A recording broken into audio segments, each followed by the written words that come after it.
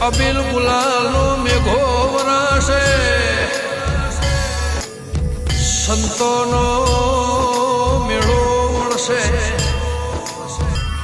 કહાવાના હૈયે હરખની માય નાતન સમાજના ગૌરી ગાયોના કપાળમાં હૈયે હરખની માય કે ગુરુ ગાદીની મારા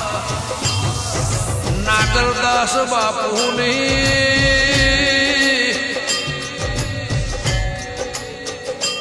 ગુરુની ગાદીએ બેહવાની તિલકની તૈયારીઓ થતી હશે